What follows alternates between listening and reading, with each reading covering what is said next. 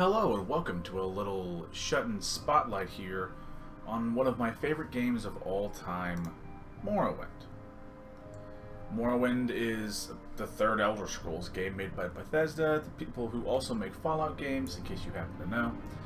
And I love this game, and admittedly a lot of other Bethesda games.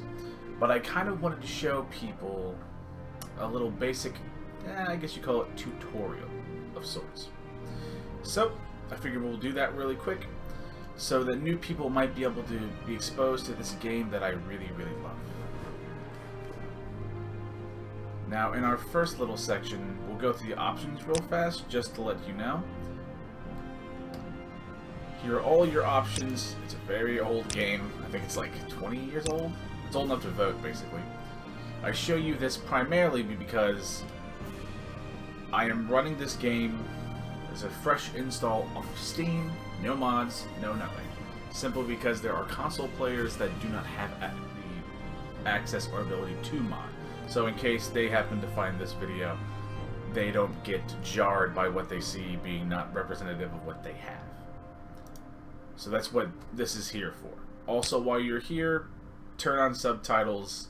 You'll thank me later.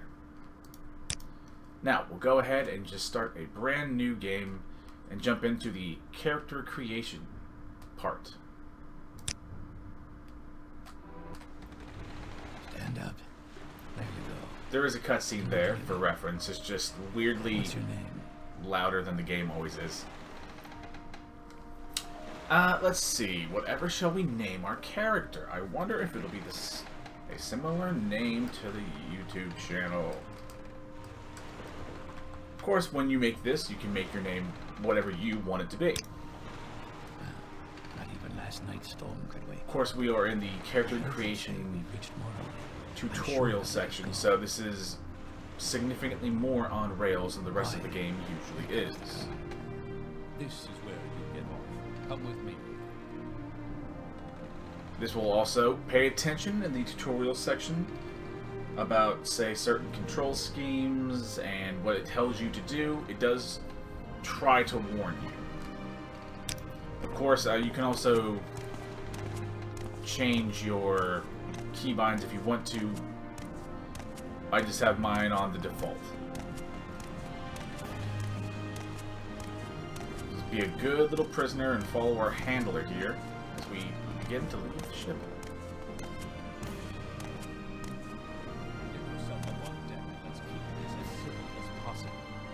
Try, sir. This is telling you that's at least the default key for me is spacebar. Again, you can change yours to be what you want. Go ahead and just activate the little door. And now we'll get to choose our race. Head down to the dock and I'll show you to the census office. Let's see. We finally arrived, but our records don't show who won. And here is the race selection screen that we were talking about. Now, as you can choose whatever race you want from this long list of Argonian, Breton, Dark Elf, High Elf, Imperial, Khajiit, Nord, Orc, Red Guard, or Wood Elf. Now, for the sake of this example, and on a personal level, my favorite race is Dark Elves. But of course, you can pick yours for whatever reason you want. It can be lore reasons, it can be what seems cool, or our next little point here, your little skill bonuses. Now, when it says skill bonuses, it merely affects what skills will start a little higher based solely on your race. You do not have to pick classes that are particularly related to these. You can pick whatever you like. And again, all of the races have certain and different skill bonuses, as well as certain special powers you see down below. So besides all of the more boring skill buffs, they all get little special abilities that are unique to each race. Now, I would tell you what they would all do, but for the sake of brevity, This is one of those I would recommend that you do some homework on your own and simply find out what seems like fun to you. This is more a basic tutorial to show you the more bare bones bit of the game. Now let's see real fast. We'll try and find a good little face. You know what? Yeah, that'll work. Why not? We'll pick our little face here and our race, again, Dark Elf. And we'll continue on to the second half of the character creation. Be a good little prisoner. Soon to be released prisoner. Just do what they tell you. Don't rock the boat. Especially not in your first time. Go ahead and talk. Yes, we've been expecting you. To our man here. You have to be recorded before you're officially released. There are a few ways we can do this, and the choice is yours. This is the character, or in the character creation part, this is the class choosing. There are 3 ways you can do this. You can answer questions, and then depending on answers, generate something. You can fill out the forms yourself, i.e. make a custom class, but I would advise against this if you are playing this on your first go-around, since you can... When I say mess this up, it sounds a little more aggressive than I intended. But you can make things unnecessarily hard on yourself if you create a custom class and you create a weird one. Of course, if you spend enough time and in-game gold in the game, you can become a master at everything. Whatever class you pick only affects how easy your early game is and what you can do earlier on with greater ease. For the sake of this example, I will just pick from the long list. All of them have their own little play styles and certain specializations and such, and I'll just slowly go through all of these. For those at home who want to take a second and read, I'll try and hold for a second on each. And then I will talk a little bit about how these work in a very basic sense. Of course, I know I will be missing out on certain complexities, but I have decided that for this playthrough, I want to be a witch hunter. So now that I have picked this class, or you have picked whatever class you want to play, I will talk briefly about this handful of information. Specialization. Like it says, as you hover over it, you get a +5 to all the skills in your specialization. And there are 3 different specializations of magic, combat, and stealth. Each of these 3 categories will pertain to a certain list of skills. This is now also the specialization does not matter outside of your character creation. It's just a hey, if you pick this, we'll give you a little bump to the skills in question. And again, if you hover over what magic is, or combat, or stealth is, it shows you the appropriate skills that will be getting buffs. Now, the next is favored attributes. This has an attribute system, and all of the attributes do different little things. They all have different little perks. I will show you here what they all do. You can pick 2 of all of your attributes here.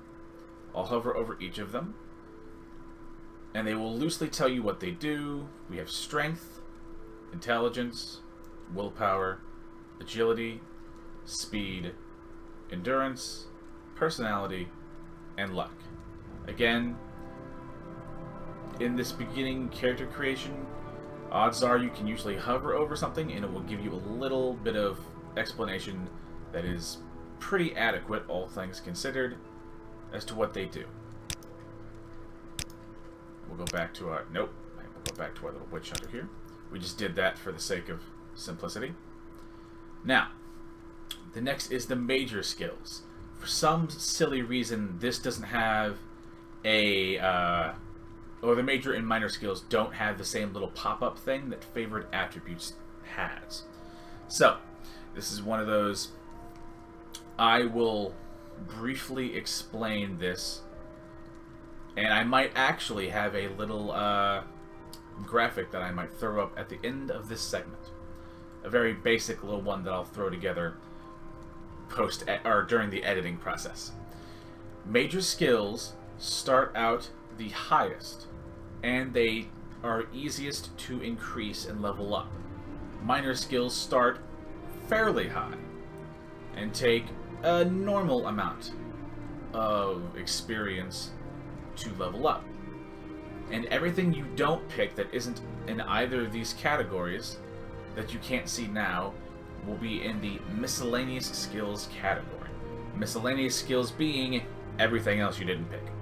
The miscellaneous skills start super, super low, I believe as low as 5 points, and take far, far more to level up than if they were in minor or major.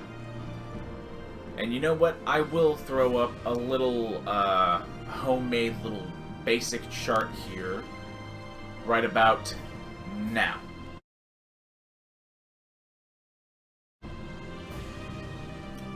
And if you want to pause the video on that particular chart, go ahead.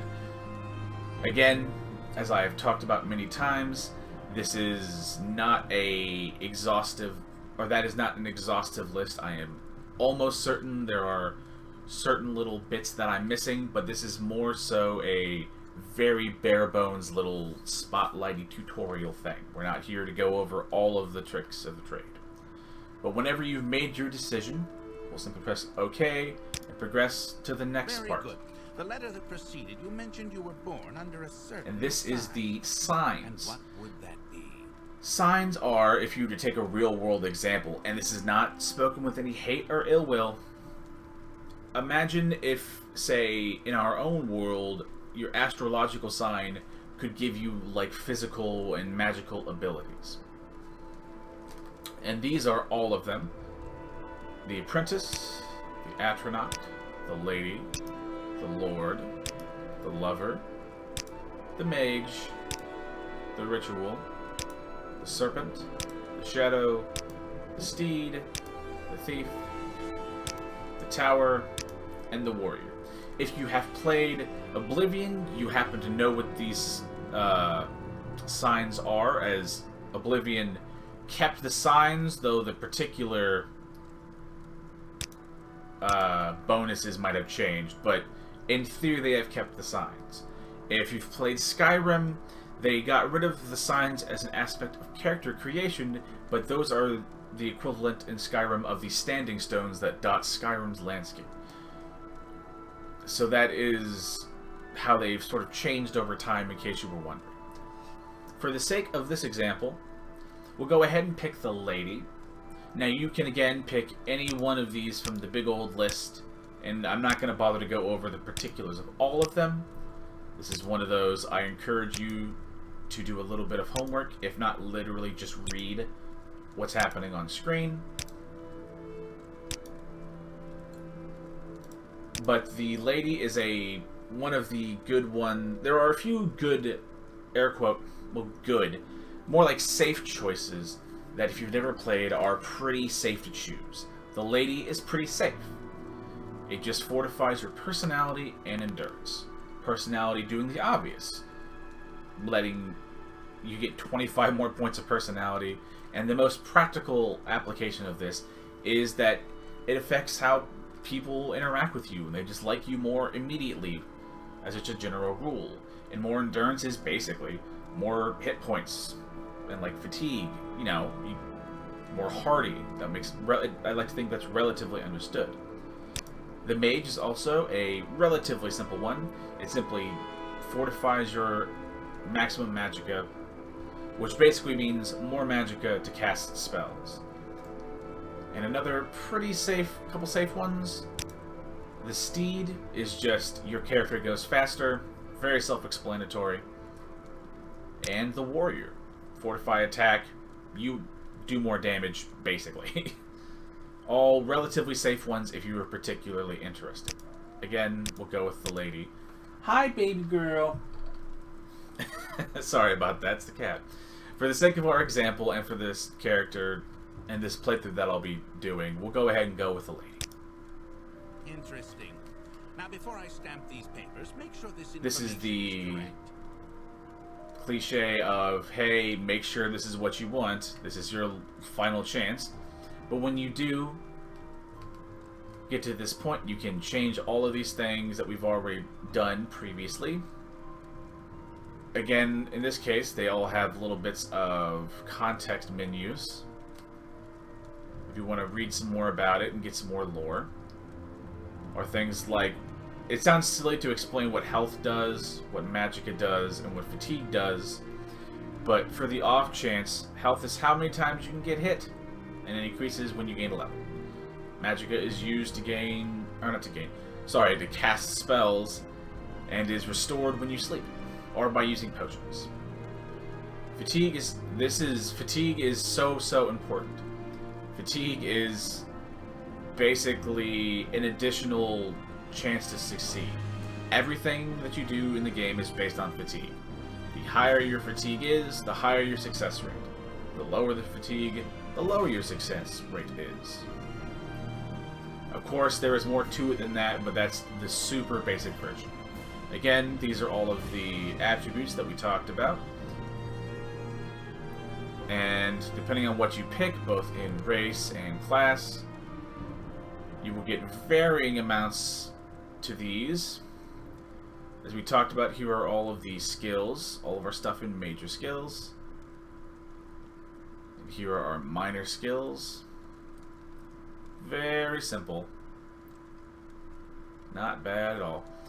And here are the miss skills that I was telling you about, which is basically everything that is not in the major and minor skills. I'll loosely hover over them in case you want to figure out what each does, but also you can, in the game, do this same hover over and learn what they all do, more or less. Also, if you've been seeing any of these skills, if you're paying attention, they all have governing attributes. What the governing attributes means is that when you level this skill up, when you go from, say, 5 acrobatics to 6 acrobatics, when you go to actually level up your character from, say, level 1 to level 2, you can choose to get an additional bonus to your strength. It'll help. This will make sense in a second when we get to that point. Again, we'll just go through the rest of these. Also, this is what abilities you will get. This is most people don't think to scroll down, but this is kind of important. Our resist fire is one of our racial abilities, and these two of the lady's favor and grace come from the lady sign we picked. Isn't that right, Carmel? Our particular power, again, the power or powers you might get will change from the race you picked. We have Ancestor Guardian, which Sanctuary as a spell, because Sanctuary is a spell in the base game, as well as a power available to Dark Elves, or Dunmer, is basically the higher your Sanctuary is, the harder you are to hit with, I believe, physical attacks, for however long the spell is. Pretty self-explanatory. And depending on what magic skills you happen to pick, you will get certain, or assuming you pick magic skills, which you should. Morrowind is the magic user's game. It is the best game in the series if you're a mage of any kind.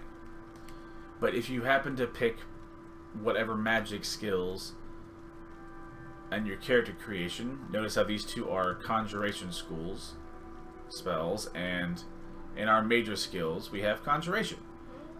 Enchant is a magic skill, but it is more so governed by the items we pick up, so that's why we don't have enchant spells. Alchemy is, of course, making potions and stuff, which isn't a spell. But once we've seen all of this, we can go ahead and hit OK. We'll go ahead... yes, the stats menu. This is important. Right-clicking is basically go to your menu button. It admittedly is very weird, but it's also a very old game, so I'll let it go. Show your papers to the captain when you exit to get your release fee. These are the papers in question. Hello, sweetheart. Your sister's hanging out with me, too. I love you, and I'll talk to you later. And this is again telling you how to do the interact with the world button, spacebar. For the sake of books or scrolls, you can always read the thing in question. And whenever you want to take it, just hit take. And it says now we have an inventory screen where we can see what we're carrying. Again, like all menus, press right click and it'll show up. And you can click and move objects from the world to your inventory. It's very simple, a little condescending, but it's assuming you've never played. This is our character menu, and this is our equipment menu. We'll get a couple more in a second. Continue through to the next building and talk to Silt We'll go ahead and continue on with our little story here. We should learn how to do combat. Pick up the dagger on the table and activate it with spacebar. Again, basically saying, pick up the dagger. Iron dagger. Equip the dagger by dropping it on your picture in the inventory menu. You don't have to drop it. It's more of a left click to select, and then left click on your character to equip it to it. And this tells you the basics of combat. F is pull out your weapon. Once it's ready, hold and release. Don't just tap and spam. You can go, child. You adorable fur babies. Once your weapon's out, you can again hold and release the left mouse button to swing it. The harder you swing, the more damage it does, but the more fatigue it will drain. Now, for this example, I want to show something here. I have this always use best attack button on. The game will start you with it off. I'll show you why. When we see the iron dagger, it also, besides telling us what type of weapon it is, and if it's one-handed or two-handed, you can see chop, slash, and thrust. They all have different values associated to them. That is basically what kind of damage each weapon will do. Or what each type of attack that weapon will do. So, it said F again to put your weapon up and put it away. Your standing is if you're not moving at all in any direction and you left click, this is your chop button. You can kind of see it because it goes up and down like a chop. Now, if you are moving left and then you attack, you see this little swiping motion, or as the game calls it, slash. And the last one is our thrust, which is if you go forward and attack and backwards and attack, you do the thrust. The dagger is a bit of an exception in that they're all pretty equal in this case. But say a spear is only really good at thrusting. An axe is best if you chop it. Most swords are good if you slash. If you want to keep this on, you can. It is entirely your choice. I choose not to, just for the sake of an ease of headache. So, for the sake of this example, I will personally turn on the always use best attack. It doesn't affect how your skills level up, it just makes life easy and gives you the opportunity to do the most damage. But I leave that decision to you. Now, while we're still here, notice how we're largely left alone. So we'll go ahead and be a responsible boy and steal everything that isn't nailed down. Of course, this isn't considered stealing, but we'll sell all this nice silverware for some money. And we have this little flint. This, when the game tells you, this regional liquor acts like a potion. To drink it, potions, equip them in the inventory menu. What it talks about here? Yeah, I know, both of you, you goobers. It's alright. Anywho, sorry about that. Flynn, all alcohol in this game is treated like potions, so for the sake of consuming potions, we'll go ahead and do this. Now, Flynn, in this case, fortifies our willpower and our strength. Notice how our willpower is at 30 and our strength is at 40. We'll go ahead and left click the Flynn, click it on us to drink, and then you have to go out of the menu. That noise and the little sparkles tells you that it's been activated. And notice how now you can see our strength is at 60 and our willpower is at 50. These reflecting after the buff has been applied. Now we'll continue on our steal everything that isn't nailed down plan. Also tells you about how light sources like torches, or in this case candles or lanterns, work. Of course they can burn out, but this is basically how they work. Again, like most things, click it in your inventory, and then left click on you, and you can see your character's holding it. And they project little bits of light. It does have a shelf life, however. Go ahead and save this, as we're likely going to sell them for sweet, sweet money. There's also a little lockpick on the table, which will show us how to use lockpicks. Like it says, you can equip lockpicks and try and pick, and it says, try picking the lock on the small chest on the shelf. If you've only ever played Oblivion or Skyrim, this is a little bit different of a system. For using the lockpick are probes, which is lockpicking but for magical enchanted locked doors, basically. You left click on it, and then equip on your character with another left click, and you can see in the bottom left the apprentice lockpick.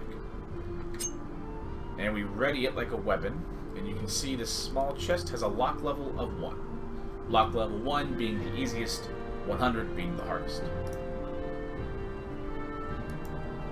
And to basically start doing it, it's relatively simple. You left click, and you just, depending on how high your security is and how high your fatigue is, again, higher fatigue, higher chance of success, lower fatigue, lower chance.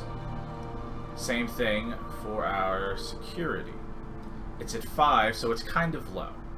Again, for the sake of example, if something is at a 5, it has like a 5... Think of it as having like a 5% chance to succeed. And if it, say, had 100, you'd have a 100% chance to succeed. Of course, again, this is not the particulars, and it's not that easy, but that's an easy way to think of skills for a first-time player. Now we'll go ahead and keep on trying to get this door open. Or this chest open. Again, notice how even with really high fatigue, it doesn't matter since our skill is so low anyway, that it's going to take some time. And then you simply spacebar to interact with it, and we get 31 gold for the trouble. Very nice. Again, go ahead and take all the fancy silverware and all the other booze. Very useful. We'll go ahead now and continue on to the next part. And there's only one way to go, so this is pretty simple. We now have a map menu. Maps are relatively self-explanatory. This is your local map, and this is your world map. Both relatively self-explanatory, but good to talk about nonetheless. Try and continue. Oh, and it says there's a barrel. Again, this is a little more on rails than the rest of the game is for the sake of the tutorial bit. We'll go ahead and do as the game says. We get some gold. And a fancy engraved ring of healing that restores health on self when used. This is an enchanted item, and how we get our enchant skill up is by using enchanted items and making enchanted items. And now we have a magic menu where we can actually use all of our magic stuff. Again, like all menus, it's there when you right click. And how F is your pull your weapon out button, R is your pull your magic out button. Right click, you can now see in the bottom right we have our little magic. screen here, and they're neatly broken down into categories. We'll go ahead and also to use any magic item, say if it's a ring, or you get a cool enchanted belt, or a cool pair of shoes, or whatever it happens to be, the item must be equipped on your character, that you can see again with the left click and left click again. You can also see what is equipped by this little border that's around the item, that isn't around, say like the dagger, that isn't equipped. You can now see also that the magic item in question, the engraved ring of healing, is now the yellowy browny kind of color. So we'll go ahead and left click to use it and to get it ready in our magic slot here. And this is our put your hands up, get ready to cast, you know, your fancy magic spells. You can see the little red bar going down is basically you using the actual charges on the item. For reference, the enchanted items in this game, they will eventually recharge over time on their own. So notice how now our charge is 13 out of 20 because we've used our 3 charge cost a couple times. So we've actually taken down some of the charge. But over time, all enchanted weapons and items will actually regen on their own. It admittedly takes a while, and you can speed that up with soul gems, but you don't have to if you don't want to. For the sake of our spells here, we'll talk about the other ones while we're here. We'll use the Summon Ancestral Ghost as an example. Now, you see cost and chance. Cost is how much the Magicka spell, or how much Magicka will be used to cast the spell. It'll take 21, and we have 50 magic points all together.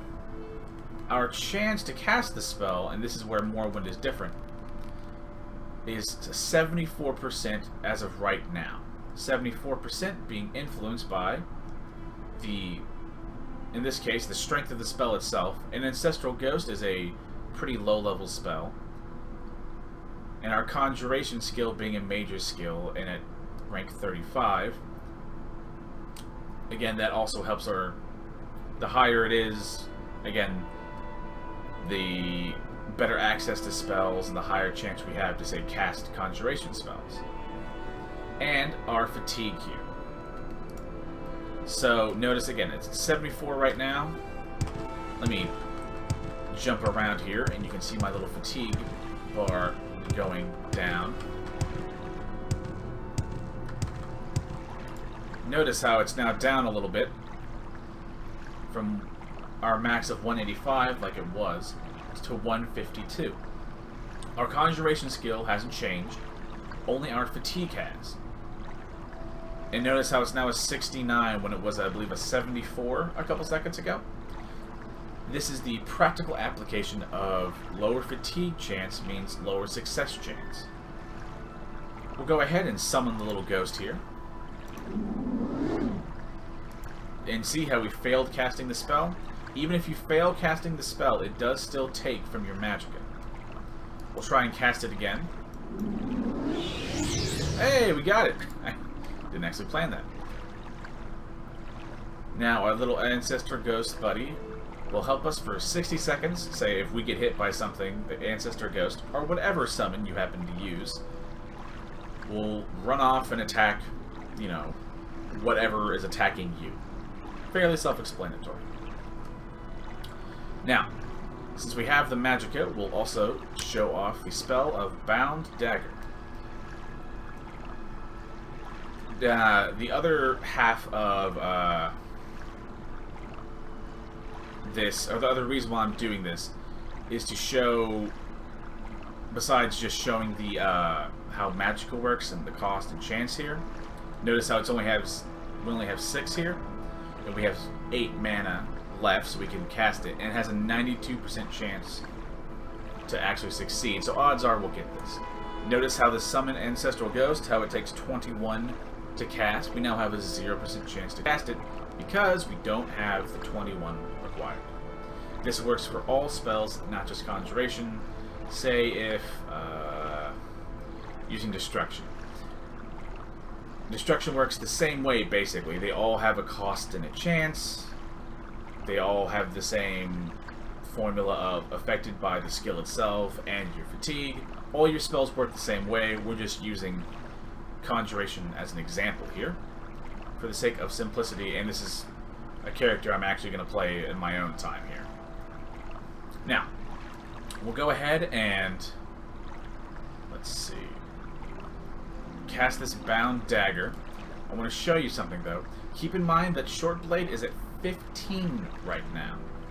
At a 15 skill is honestly not too bad for a miscellaneous skill. We're going to try and cast the bound dagger. Alright. And we clearly casted it successfully. And we now have, for 60 seconds, a little conjure dagger in our inventory.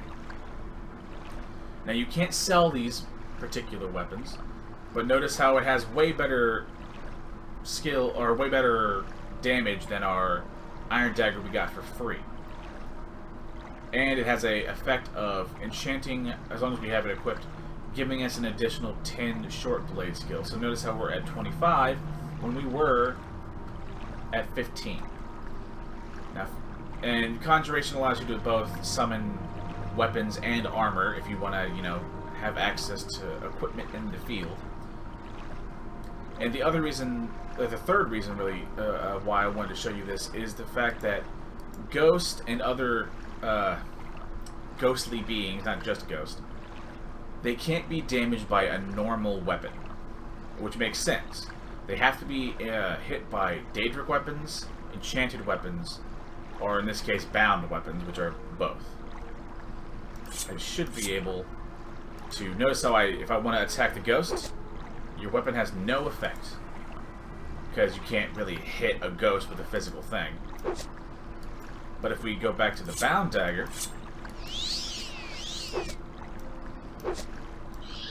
eventually we'll hit it. See, and it does all that damage, and now we can actually hit the ghost. There we go. I just wanted to show that little bit off. Sorry for that really long, very basic tutorial segment of combat. We'll now continue with the actual story here. And this is our last little section, introducing dialogue. Again, spacebar to interact with all things, including people. Now, and it says don't try to persuade them. Simple because, you know, people don't like it, and if you're not good at persuasion, it will often fail. Again, lower skill in speechcraft means your persuasion is less likely to succeed. Higher skill is a higher chance to succeed. You can also old school bribe them if you want to. Also, for the sake of anybody who, say, wants to know, Morrowind does have a lot of talking in it. Or not a lot of talking in it, but a lot of reading in it, in the form of talking. So if you don't like reading, this game is going to be rough for you, gotta be honest. We'll go ahead and I'm not going to read out everything he says, but notice how a lot of the text is in this same yellowy brown kind of border here until you get to things like background that's blue. And notice how you can click on it, you can click on it here and on the side. So you can click on it if you see it in text, or if you want to go back to it, you can click on it later. For the sake of this, we'll click on his background. And everybody has a background in, you know, professions and trades. Like his background says, I'm Celis Gravius, and Knight Errant of the Imperial Legion. Basically tells you a little bit about the person. But what he wants to talk about is Morrowind. And this is basically saying, giving you your, what's the word? I guess you call it a call to action of sorts. It basically says, yeah, you're here, I don't know why you were in prison, but the Emperor himself said, hey, get that guy out of prison and ship him here. And he's totally okay with it. Again, we can ask about the Emperor if we want to. He'll tell us a little bit about him. And if you go talking to anybody, you can talk to all of them, and again, the blue things you can usually talk about. But he has duties for us as we leave. duties are saying, basically, this package came with news of your arrival. We're supposed to take it to a guy named Caius Cosades in the town of Balmora, which I'll show you how to do. It says go to the South Wall Corner Club in Balmora and ask for Caius, and they'll know where to find him. And it says, basically, serve him as you would serve the Emperor. He also has a little letter for you and a dispersal to your name. Get a little bit of money for our troubles. Yes. And now that we have our little orders of where to go, we'll go ahead and leave. This is very, very important also. Press J to use your journal and review what you've been told. It does say you should probably check out Ariel's trade house up on the left. And now the game correctly says you're on your own. You can do whatever you want. You don't have to do the story that the game was just telling you about. You can go exploring, you can join guilds, you can do whatever you want. Now, and it says good luck, so I won't tell you what to do or where to go. I will show you how to trade, however. Also, for reference, tab is the default go to third person button where you can see your character and what you're wearing. Also, you can see that this pace we're walking at is a walk. My default key, and what I believe the default key to be, to toggle run is caps lock. Also, notice how caps lock drains your fatigue. Now, when you're walking around in towns and such, this is not really a problem. Just notice how or try and keep in mind if you go out in the wild and see somebody, like an enemy, say, or some random creature, try to stop running before you get to them, so you can get some of your fatigue back so you don't die as easy. Now, the game did say we should go up to this little trade house here, to Ariel's trade house, or Aril's trade house. So we'll go ahead and be good little boys and respond appropriately. This is Aril himself. We'll go ahead and talk to him. Aril is honestly a very, very helpful person, beyond the fact that he is, you know, a trader. He also has a lot of relatively good advice for a brand new adventurer. And we'll go through all of them since they're kind of useful. And a lot of people will have, say, topics on rumors or advice. So we'll go right down the list here. We'll talk or ask him about a little advice. And like he says, if you want to live to a ripe old age, buy a weapon and armor, or a weapon and as much armor as you can and can still run from trouble. Buy a spell or two and practice. Don't practice on citizens. That's murder. No, no. But hey, kill smugglers and bandits and beasts and stuff. It's fine. Everything's cool there. Notice how it says practice your skills. Again, a useful bit of information he tells you. Practice on creatures and outlaws and anyone who attacks you first. When in doubt, run away. And if you attack a citizen, don't kill him. You can turn yourself in and make life significantly easier if you want to. Also, notice the popular potions part. This is very, very useful. Cure common disease and blight disease are really popular. All of these fortify strength, endurance, speed, and agility, are helpful in combat. Personality is popular with merchants and shy people. Fortify fatigue keeps you fighting at your best, and restore health and fatigue are great for practical reasons. More health means you can last longer in a fight. More fatigue means your things are more successful. And if you want to buy little more of those little boozy drinks that we saw, you can do that also. And all of that is actually very, very useful information. First, we'll go to his spells. Anybody who has spells to sell you will have it right here in this little spell section. Now, Ariel is a independent spell trader, but say certain people in, say, like the Mages Guild, for example, or, you know, like the Imperial Church or the Dunmer Temple might only sell things or spells to people who are in that particular organization. But when you want to say buy a spell, you simply hover over it, and if you have enough gold, you can buy it. And if you want to buy it, you'll just click on it. I don't want to since money is rare and I can't really use any of these. But this is more to show you how spell buying works. And this is how bartering works. This is very important. Bartering is not, honestly, it's not as simple as it probably should be. I wish it was, but it's not. So, for the sake of our example, we'll sell all of our stuff first. Notice how we have all of our silverware. We'll start with this plate that has a value of 17,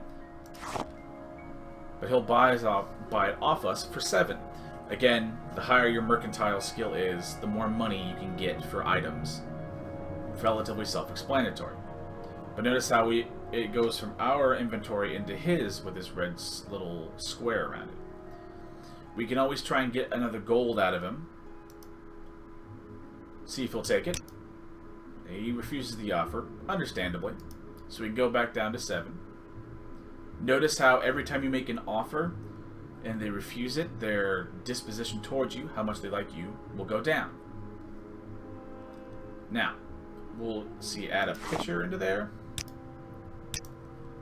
So now at 19, maybe we can get an extra gold off him now. We can, and we make a gold. And that is the most practical way of how you can get your mercantile skill up, which is pretty useful in this game. We'll go ahead and sell the rest of our silverware stuff, since we're not really going to use it. Try and get a couple bits of gold off him, maybe like 2 pieces, and he takes it. Now, we're going to buy some weapons and armor, like the game instructs us to do. Now, for the sake of you at home, if you buy weapons or armor, get weapons and armor that are in your major or minor skills. It will make your life infinitely easier. So, for the sake of this example, in our major skills, we have light armor and marksman. So we're going to get a thing of light armor and maybe like a little bow and some arrows. And we have block and blunt weapon in our minor skills, so we can get a little like club and like a shield and be able to use them all pretty effectively. Also, do keep in mind that unarmored is a armor skill, although armor is in quotes. It's basically how much armor rating can you get out of just clothes. Notice how we don't have any armor on, but we do have an armor rating of 2. It's because we have some skill and unarmored. So that's how unarmored works. Again, unarmored will go up if you're not wearing any armor and you get hit. Light armor will go up if you're wearing light armor and get hit. Relatively self-explanatory. I offer the best Now, values in town. Yeah, I'm sure you do. You also offer the only deals in town, but that's fine. Now, we will go to our little friend here. See, we'll buy is Kite and Short Bow. We'll just get a little curious here. So that now we have our bow and our light armor. Of course, for the sake of bows need arrows. So we'll go ahead and get we'll get some iron arrows. Why not? Let's see. We also have blunt as a skill and block as a skill. So maybe we'll get this iron mace. And I saw a Kite and Shield, which is a light armor shield, as you can see in the little parentheses there next to weight. Notice how if it's something is heavy, like the steel gauntlets, it'll say heavy, or something's medium, it will say medium. That's how you tell what armor the thing in question, or armor type the armor in question is. And weapons, again, you see the type, it says axes, or axes here, or long blades, or blunt weapons. But for the sake of this example, we'll also get a Kite and Shield. Just one, we don't need 2. Notice how he wants 146 gold for it, and we have 191. We'll try and take him down, say 3 gold from it. See if we can make some money. And he takes the trade. And that's the basics of it. And again, this is how we'll equip all of our stuff. Left click on it, left click on us. It, us. Arrows. However many you want to equip. It, then us. Now our weapons here. Again, relatively self-explanatory. Now, we'll see. I believe he might have... See if he has any potions of restore health. That would be very useful. Do you not have... Really? He doesn't have anything? Hey, we have these popular... Get the hell out of here. That's crazy. Standard fortified luck, booze, alchemy, alchemy, alchemy, alchemy. Get the fuck out of here. Oh well. Now, we'll go ahead and head on out. Although, that is actually... We'll use that mud crab over there as an example. Real fast. We saw how to use melee weapons in combat against the ghost. But I want to show you now how to use bows and arrows. Again, you must have the bow equipped and some arrows equipped in order to use it. And I'll equip the engraved ring of healing since it's our only form of healing we have access to right now. Go ahead and go hunting us some mud crabs. Again, F to pull out your weapon. Also, let me go back to tab. If you hit Control and hold Control, basically, that's your sneak button. And this is how you physically tell you're sneaking.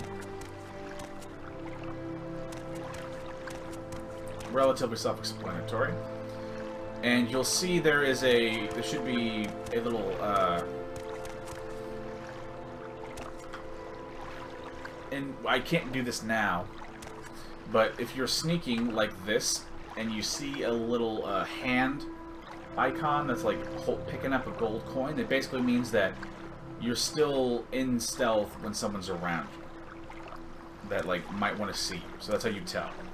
But we're just trying to kill a mud crab, so we don't need to be that cautious about it. Whoopsie. Pardon that, my alarm. Now, with our weapon equipped here, our bow, we'll just press and hold the left trigger until we have a full draw. Let go, and now the mud crab is mad. We'll go ahead and keep on trying. We'll eventually see, and because our skill is 35, which is pretty high, honestly, and it's that high because of not only our class being Witch Hunter, but our Dark Elf natural bonus to Marksman. That's why we're able to hit relatively easy. But we'll go ahead and just finish him off with this bow. And that's how you do ranged combat. It is the same if you use bows or crossbows, or even if you use like throwing stars and throwing knives and stuff, which do exist in the game. That is the base function of it all. And this is how you loot people's bodies. You run up and spacebar like everything else. If they have any sort of loot, this is where you'll find it. And that's how you basically get rid of it. Now, if you want to get rid of the body, say if it's in a weird space or if it's on top of another person's body, you can always press the Dispose of Corpse button. And then just get Thanos out of existence. Alright. For our next section here, we'll go ahead and talk about the forms of travel in the game. The first form of travel, besides clearly walking,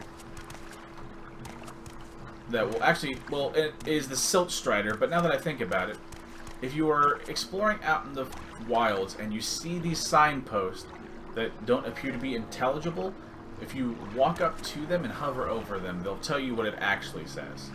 So this is travel related. So this way is to Ebonheart and to Balmora. And not to mention all of these other places. And that's how you travel around on foot and how you actually read signs here. Now, on to our actual first form of, what's the word, travel, is the Silt Strider. Silt Striders are basically giant bugs that they hollow out the insides to, and they are used as transport. Of course, we can ask her about it. Like it says, Silt Striders carry passengers and cargo between settlements, and fares of which depend on how much distance is traveled. Like it says, Silt Striders are giant insects. A compartment for passengers and cargo is hollowed out of the creature's shell, and the driver directs the beast by directly manipulating exposed organs and tissues. Ugh. It's not the most comfortable. And this travel, and like she says here, Silt Strider travels. These are all the places that have Silt Striders, but this is not all the places that she or anyone can go. This is just where all of them take you in the game. If you go to travel, it'll tell you where they all go. Alright, so for the sake of our example, we'll go ahead and head to Balmora. We make a special trip just for you. Same low price. Yeah, sure you do. Now, next in our little travel portion of this, we shall talk about the Mages Guild teleport services. The teleport services are exactly as you would think them to be. The Mages Guild, throughout their various halls all around, will actually teleport you from one place to another for a relatively flat fee. It's almost always better, price-wise, than going to, say, a Silt Strider. Though the Silt Striders can go to more varied settlements. Yes, what is it? Old Masseline Marion here is the guild gate here for the Balmora Mages Guild. We might actually be able to... There we go. Guild guide, pardon. Whatever you want to call it. And like she says, she's a guild guide. She can teleport you to various destinations for a modest fee. Now the trick is, as I just talked about loosely, is that she can only teleport you to other mages guilds. So that's where it's cheaper to use, but you have a narrower selection of where you can go. But they can always get you to other ones. For instance, certain Silt Striders can only go to other places, but they don't have access to the whole network. The Mages Guild has access to the whole network from all points in the network, only being 4. Now, for the sake of our... Let's see, where do we want to go? For our example, we'll head to Vivek, the capital city of Morrowind. And we have now popped into the Mages Guild here. I need to see how much money I have. Alright, we have enough here. I might actually sell some stuff while we're here to continue to afford travel expenses.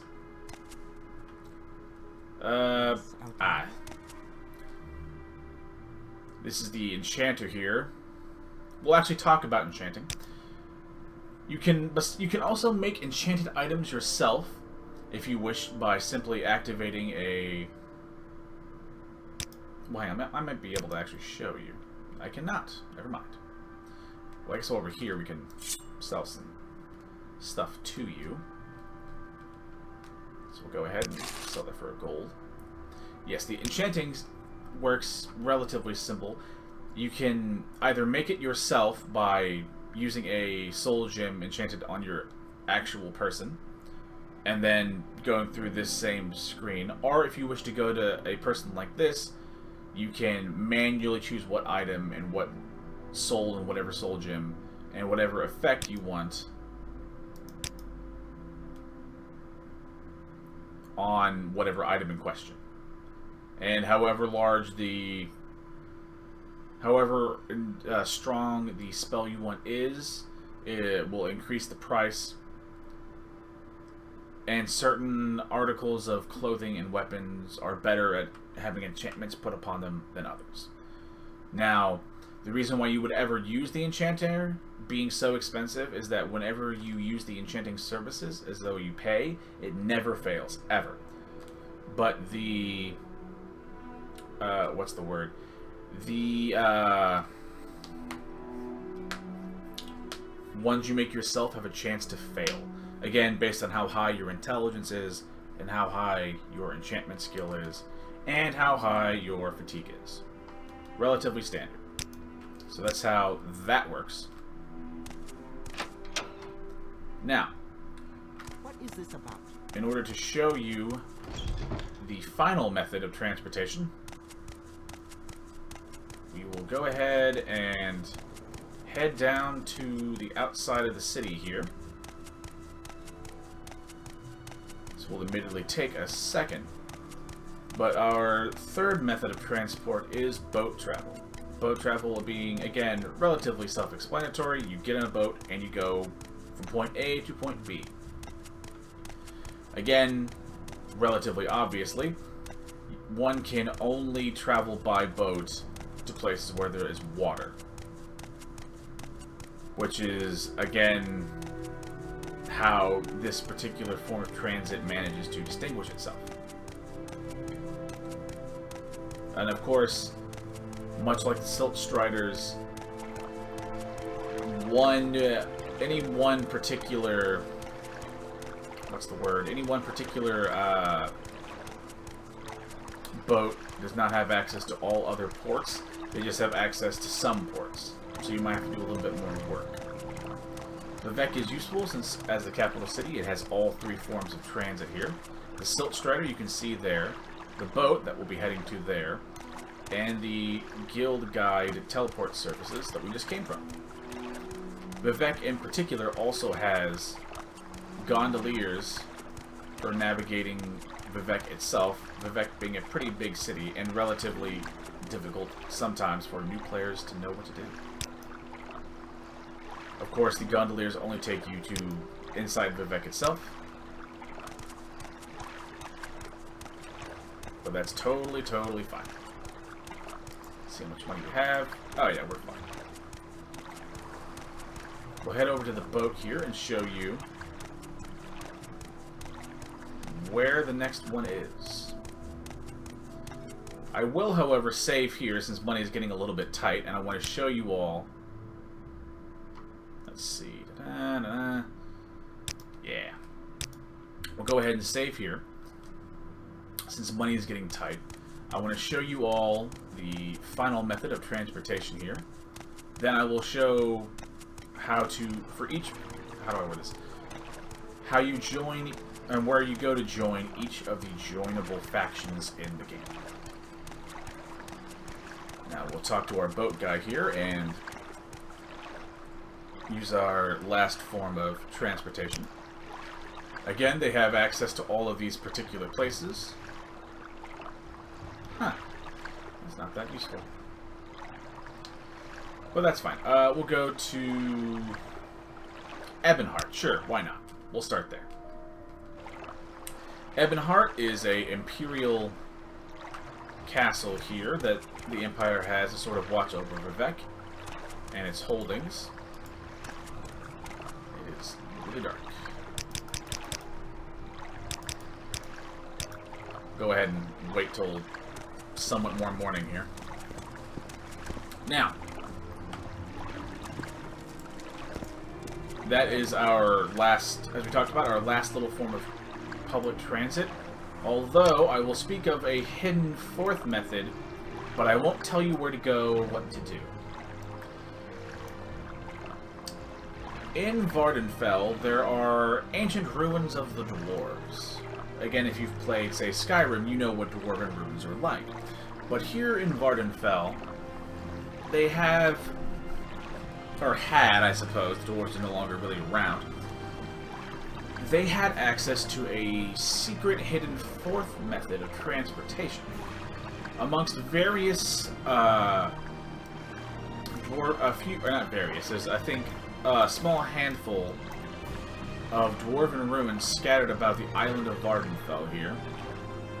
They have their own sort of teleportation network. That once I won't tell you where they are, but if you see them, you'll know them.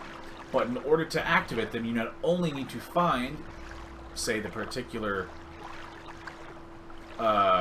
one of the particular dwarven ruins in question, you also need to have what are called, I believe, propylons, or whatever, which are basically keys. But the tricky part is that one, we'll say key for the sake of example, one key only activates one teleporter, or one location. So say if you have the key to Dwarven Ruin, the teleport key to Dwarven Ruin A, you can only get to Dwarven Ruin A.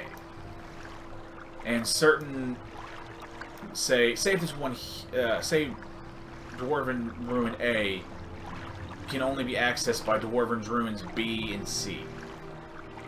You can only access them by going to B or C. If you're, say, on D or E, D and E can't, say, talk to A. It is kind of like the boats and the Silt Striders in that they have limited access to others in the network. But those are very rare, and they're pretty fun to experiment around if you get the chance to. And we're back. Sorry about that little cut.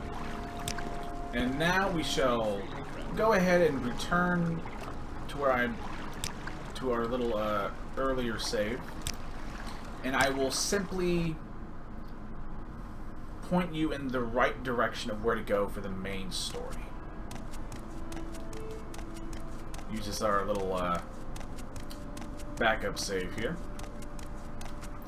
I do want to talk about this a little bit before I leave you at the South Wall Corner Club, where our knight, I think Celis Gravius, was, or told us to go to Balmora to direct us where to go. There are many factions that are joinable in the game, and all of them require you to go to various places and talk to various people. But I figured I wouldn't want to give away too much, and I kind of want you at home to just explore around cities and around, you know, the world in general, and you find things on your own. But I will at least point you in the right direction of the South Wall Corner Club. So we'll head inside now. And we'll pass by these fine people here. Head on down to the bar itself. And for the most part, I will leave you here. Again, this is where Celis Gravius, if we look at our journal here, he says, you know, our orders are to go to Balmora and find a man named Caius. I should ask at Balmora and the South Wall Corner Club, which is where we are. And when I find him, we have to give him a package and some documents. And this is basically where I'll leave you. And the last notes on the journals, as you get more things, this will get added up and have extra pages. But if you want to look things up in the journal itself, you can go to the options here, and you can go to individual topics ordered by letters, or whatever quest you happen to have. Again, this is a fresh character for the sake of this example, so everything's pretty empty. But this will, of course, become more and more filled up with things as you explore the world around you. So, I just wanted to say thank you all for watching. If you want me to do, say, other videos of going over, say, how to join, where to join each faction, say, for example, or something like that. If you want more videos like it, then, hey, let me know. I do these little offshoot videos every once in a while. So thank you all for watching. I shall see you all in the next video. Remember to like the video if you liked it, sub if you liked me, and comment if you have questions down below. Bye-bye!